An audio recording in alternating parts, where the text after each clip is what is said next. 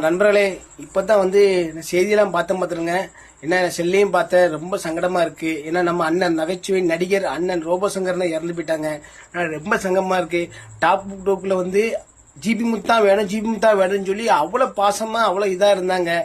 ஏன்னா டாப் டூப்பு பார்த்து மற்றவங்களாம் சிரிச்சாங்க. ஆனா எங்களை செட்டில் எங்களை நல்லா ஜாலியா சிரிக்க வச்சது ரோபோசங்கர்ன.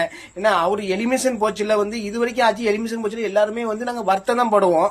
ஆனா ரோபோசங்கர்ன எலிமினேஷன் போச்சுல மட்டும் எல்லாத்தையுமே சிரிக்க வச்சுட்டு இதுங்க அடுத்த நான் வயல்காடுல வருவேன்னு சொல்லி அண்ணன் ரொம்ப எல்லாத்தையுமே சந்தோஷப்படுத்திட்டு போனாங்க.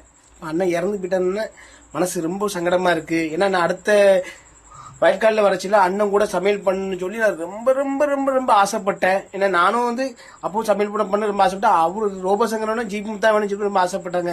அண்ணன் இறந்து போயிட்டாங்க. அது போக அவங்க குடும்பத்து இந்த இழப்பு அவங்க குடும்பத்துல மிகப்பெரிய இழப்பு. ஏன்னா அந்த அக்கா அவங்க அண்ணன் கூடயே தான் வருவாங்க வாங்குவாங்க. அவங்க ஆத்மா சாந்தி அடைய நம்ம எல்லாருமே நம்ம சாமி கும்பிடுவோம். அதுல அண்ணன் இறந்தது ரொம்ப சங்கடமா இருக்கு.